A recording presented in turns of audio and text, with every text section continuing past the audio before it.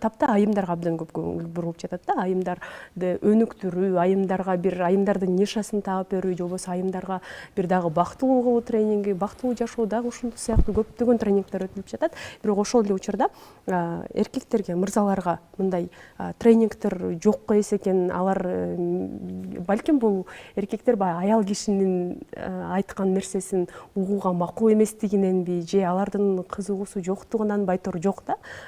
Биз үй бүлө академиясы болгондон кийин мырзаларды, эркектерди, күйөөлөрүн, жолдошторун кошо окуткандагы туура болмок беле? Ооба, сиздин сунушуңуз абдан туура. Биз ошон үчүн башында эле аялдар академиясы кылган жокпуз, үй бүлө академиясы кылдык.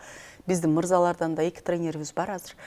Бирок биз ушул окутуп бүткөн айымдардын акыркы сабагында мүмкүн болсо жолдошторун чакырып сүйлөшүп, мынакей тишиңизди деле стоматолог барып агарткандан кийин кофе ичпе, таттуу жебе, бир жумага чейин сакта деген сыяктуу сиздин аялыңызды биз өзгөртүүгө аракет кылдык.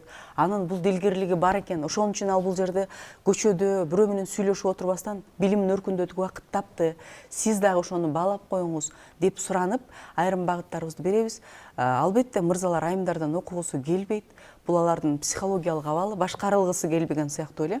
Бирок мырзаларды бизде бир гана диний багытта тренингдер, багыттоочу марафондор, окутуулар өтөт дагы.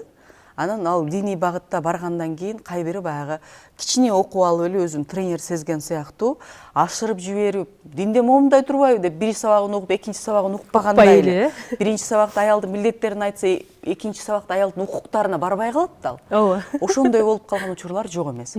Ошон үчүн биз ушул нерсени алып келели, окуталы деп атабыз. Мырзалар табиятынан акылман болот, аны моюнга алышыбыз керек. Ошон үчүн алардан күчтүү башкаруучулар, полководецтер, жетекчилер чыгат. Бирок ошол эле мезгилде мырза кулагы менен сүйүп, кулагы менен кабыл алууга анын айкөл болот да, эмнеге экен деп тырышпайт. Ушул жагынан биз сөзсүз түрдө мырзаларыбызга курстарыбызды ачабыз. Мырзаларыбызды азыр бир багытта окутуп атабыз. Эл алдына чыгып сүйлөө жана оратордук искусство деп коет, чечендик өнөр боюнча окутуп атабыз. Келип атат, кабыл алуулар жаман эмес. Жеке окутуулар жүрүп жатат. Абдан жакшы. Демек жакынкы арада